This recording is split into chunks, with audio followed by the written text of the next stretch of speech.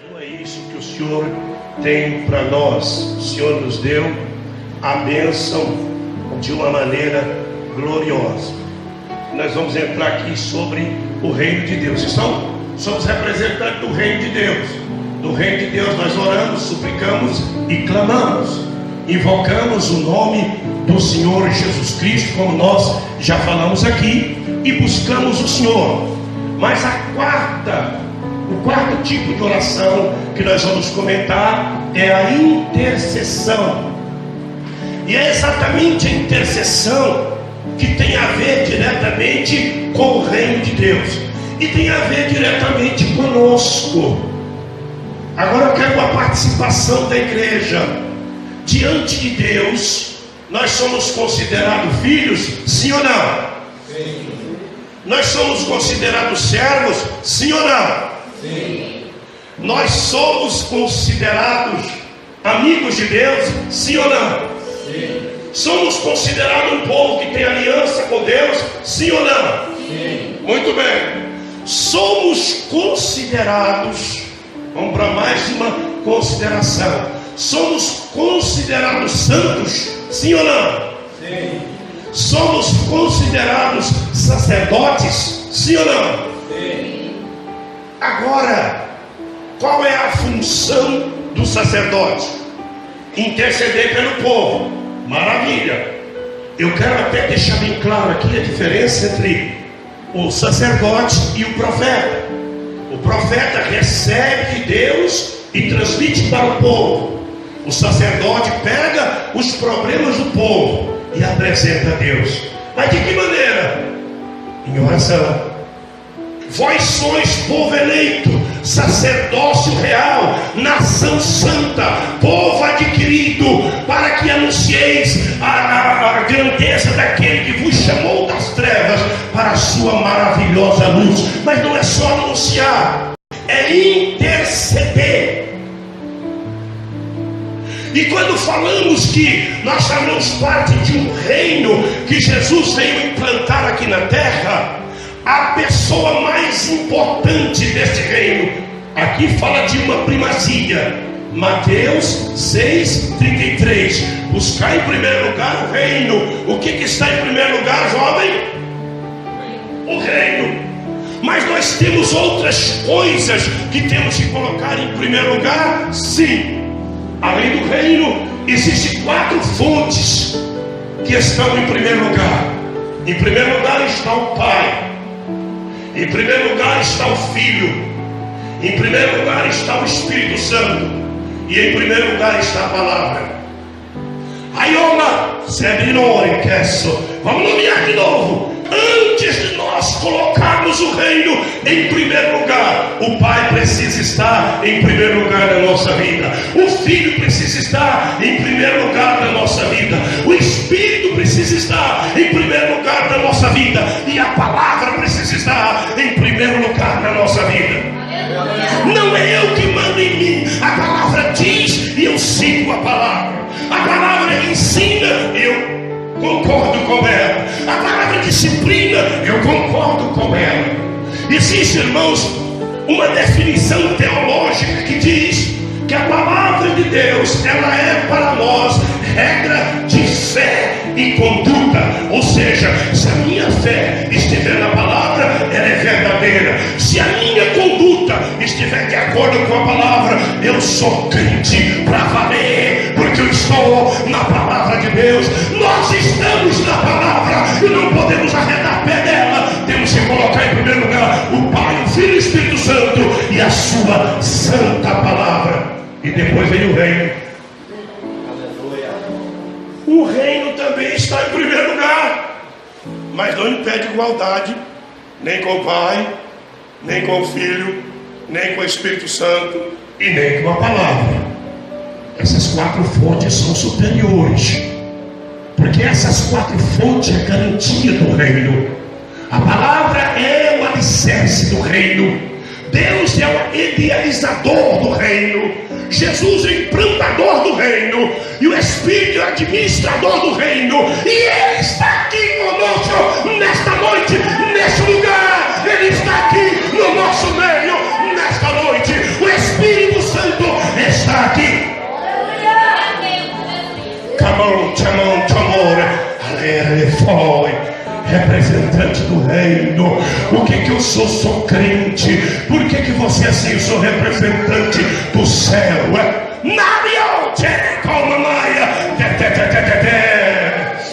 Representante do reino na terra. Sabemos, irmãos, existe a vontade permissiva de Deus, existe a vontade absoluta de Deus, e existe a perfeita vontade de Deus. E Deus tem vontade em relação à igreja. Vamos ver qual é a vontade de Deus em relação a nós. O que Deus quer de nós? Vamos ver 1 Tessalonicenses capítulo 4, verso 4. Qual é a vontade de Deus para a igreja? A santificação. Mas como eu disse, a intercessão é o que Deus almeja, o tipo de oração que nós temos que praticar. Às vezes eu oro de manhã e eu falo: Senhor, eu preciso colocar mais um período de oração à tarde, que eu preciso fazer a oração do reino. Irmãos, e qual é os objetivos do reino? O primeiro objetivo do reino é de que cada crente individualmente esteja em comunhão com a palavra, em comunhão com a igreja, em comunhão com o céu. Esse é o primeiro objetivo. Segundo objetivo de Deus para o crente é que ele busque o bem-estar da igreja, que é representante do reino. Então a sua oração intercessória tem que ser pela igreja da seguinte maneira: Senhor, abençoa a sua igreja, abençoa com a bênção da paz, da alegria, da prosperidade. Abençoa as crianças para que elas cresçam, Senhor, sadiamente, cresçam no conhecimento da sua palavra. Abençoa os adolescentes para que eles não se envolvam com o crime, com o erro. Senhor, abençoa a sua igreja, abençoa a juventude que está no meio de uma juventude podre, que está vivendo nessa terra, que a maioria só se entrega às drogas e ao erro, Senhor. Ó Senhor Deus, abençoa a igreja do Jardim Cruzeiro e vai pedindo bênção. Abençoa com a bênção da prosperidade, do crescimento, da paz, da alegria. Caia por terra todo tipo de obra das trevas, ou seja, emenda um pouco de guerra no mundo espiritual e expulsa todo tipo de obras do adversário que vem contra a igreja. Essa oração, ela precisa ser uma constante. Não é só a igreja da Vila Cruzeiro, é a igreja de Franco da Rocha, é a igreja de Caieiras, é a igreja de São Paulo, é a igreja do Brasil, é a igreja do mundo. Precisa orar assim em favor do reino. A igreja é representante, a igreja é forte, o reino está forte. Uma igreja desestruturada, o reino está desestruturado. E só não vale porque o seu rei é poderoso. Vocês estão entendendo? Então, além da nossa comunhão, é a vontade de Deus a nossa oração, especialmente em favor da liderança, dos líderes, como o pastor Elias, como os pastores líderes da igreja, porque a pressão é muito grande, irmãos, e é necessário muita estrutura para tocar o barco. Existe um momento de angústia, momento difícil, momento de aflição, e que precisa da ajuda. E quem pode ajudar? A Bíblia diz que Pedro estava acorrentado lá no meio dos soldados, mas a igreja da casa de Maria, mãe de João Marcos, não cessava de orar em favor de Pedro. E a cadeia, de repente veio um anjo na cadeia, as portas se abriram e houve um milagre, porque havia uma oração intercessória em favor do reino. Aleluia. Podemos esquecer qual é a primeira vontade de Deus? A nossa comunhão e depois a nossa santificação, e que nós oremos a oração intercessória. Por isso que nós temos que acostumar com a oração, irmãos, porque até chegar no patamar de ser um intercessor do reino, tem que sair de uma estrutura pequena e crescer para chegar a esse nível. Viu, irmãos? É necessário este crescimento para chegar a esse nível. E depois de orar pela igreja, nós temos uma outra missão. Vamos ver qual é a outra? E não é assunto da cabeça, não, é Bíblia, viu? 1 Timóteo capítulo 2, verso 3 e 4. O que Deus quer mesmo? Deus quer que todos os homens sejam salvos. Mas quem é que atua em favor da salvação dos homens? A igreja. Sem a ação da igreja não há salvação de vida, especialmente a oração, irmãos. Eu vi a entrevista do irmão José Rodrigues. O irmão José Rodrigues estava dando uma entrevista no programa do irmão Carlos Apolinário. E o irmão José Rodrigues, ele foi como missionário para o Nepal.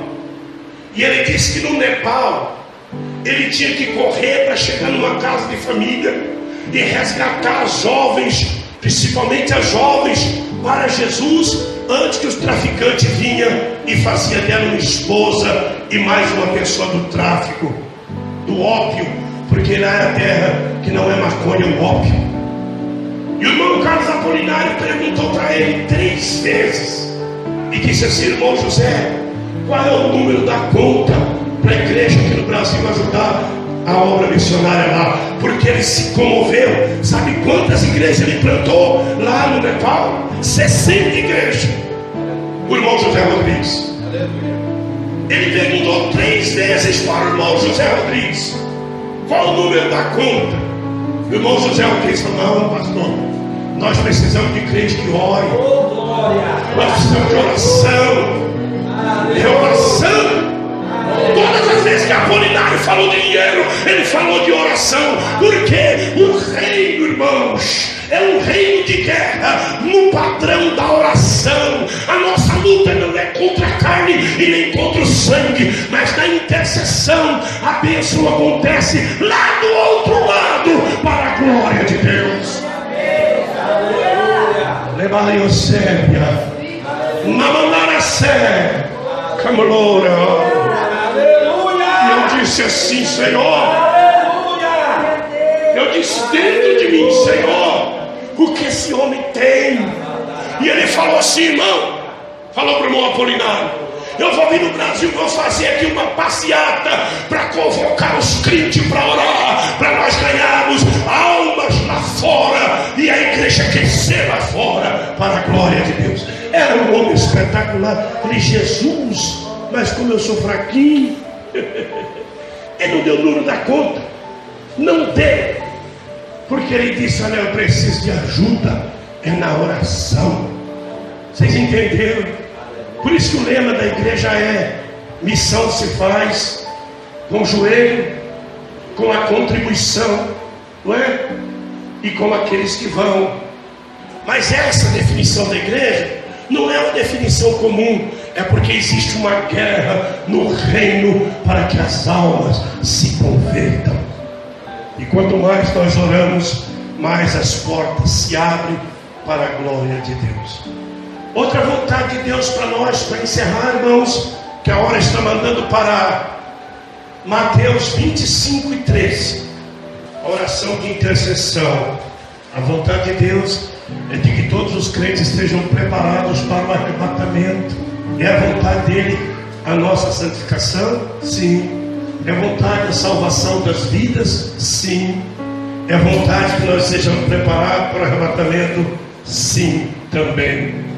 Mas eu, irmãos, anotei aqui um 5º tópico para essa mensagem, que eu não vou falar, até porque eu não deveria falar mesmo, porque eu estive pensando, falei: Jesus, todas as vezes que falou desse tópico aqui, não falou de crente, mas falou de obreiro. Esse é um tópico para obreiro, viu, irmão Eli? O senhor quer saber qual tópico que é? Pode ler aí. Ler, a gente pode ter a palavra de Deus, né? Colossenses 4 e 12. Mas isso aqui é mais forte ainda. É uma oração que está além de todas essas que nós falamos aqui nessa noite. Mas esse obreiro fazia: Sauda-vos, Epáfras, que é dos vossos servos de Cristo, combatendo sempre por vós em oração, para que vos conserveis firmes, perfeitos e consumados em toda a vontade de Deus. Combatendo. Quando se fala de combate, não é com Deus. Deus você não combate com Ele. A Bíblia, ela diz que Jacó lutou com o anjo, e que a oração pode ser uma forma de luta, mas combater aqui, o Epafrodito, que era um dos obreiros do ministério de Paulo, combatia em oração, mas no reino espiritual. Esse combate, irmãos, não é contra demônios incorporados, não é contra demônio nem contra legião, é contra príncipes, que o Paulo falou no capítulo 6 de Efésios. Mas é uma coisa profunda, que é necessário o crescimento do crente atingir este nível para poder estar nessa dimensão e fazer esse tipo de obra. E eu vejo que Paulo exigiu de Timóteo: combata comigo como um bom soldado de Cristo. Depois ele disse: combati o bom combate. Ele não estava falando apenas de pregar o evangelho, o combate da oração, o combate da perseguição, o combate da cilada criada pelo adversário, e assim por diante. Então o combate é mais dos obreiros que já estão preparados para esse combate. Mas se você crescer e se sentir capaz de combater, não deixa de combater. Eu já tive de combater, viu, irmãos? Uma certa vez estava passando por uma luta, e eu disse para o Senhor: Senhor, eu estou acostumado a lutar com o demônio incorporado, mas com aquele que vaga, não estou acostumado. E eu vi o quanto é difícil esse combate, porque combater o visível é uma coisa, o sujeito está estribuchando, você está endemoniado, às vezes não sabe demônio. Mas e quando o mal está vindo contra você, e o indivíduo que está fazendo esse mal, ele não é um ser que se incorpora, porque existe casta de demônios ou de príncipe que não se incorpora, e a coisa não é brincadeira. O anjo Gabriel disse para Daniel: quando eu vim trazer a mensagem para você, o príncipe da Pérsia me segurou, e agora quando eu voltar, o príncipe da Grécia vai me combater novamente. Então existem lutas, irmãos, e não é brincadeira. Deixa eu contar uma situação para vocês. Eu estava dirigindo uma igreja, e quase todas as pessoas que chegaram que não eram crente caíram endemoniadas lá naquele lugar. E Deus foi fazendo a obra, e Satanás foi ficando com raiva. E aí o Senhor falou comigo: você está vencendo a batalha aqui, mas ele vai procurar outras instâncias contra você, e não deu outra. Aí eu disse para o Senhor assim: Senhor, não me deixe sair da igreja enquanto fulana não for liberta, porque todo culto ela caía endemoniada. Ela era crente de outra igreja, mas quando chegou lá, ficou endemoniada. Certamente houve um choque, e a igreja tem que causar esse choque, meu irmão. É necessário esse choque. Se o sujeito foi endemoniado, não pode ficar dentro da igreja, ele fica e o demônio sai. E aí eu falei: Senhor, não me deixe sair da igreja enquanto fulana não for liberta. Aí quando foi numa quarta-feira, dia de culto, eu terminei de pregar, chamei ela na frente e disse assim: irmã fulana de tal, a família dela toda se converteu, todos macumbeiros veio para a igreja, e um por um Deus foi fazendo a obra. Eu disse para essa irmã fulana, me revelou o Espírito Santo que a senhora não cai mais, a senhora está liberta. Aleluia. Glória a Deus. O marido dela hoje é pregador e pastor lá na região de Pirituba. Aleluia. Você lembra do nome dela agora? Núbia. E qual era o nome da esposa? Robson. Era um casal bonito. Pensa num casal bonitão. E gente ficou mais bonito quando Jesus trabalhou e fez a obra. Então, irmãos, para que os irmãos tenham ideia, na quarta-feira, quando foi no domingo, eu fui tirado da igreja, porque eu tinha pedido para Deus o tempo.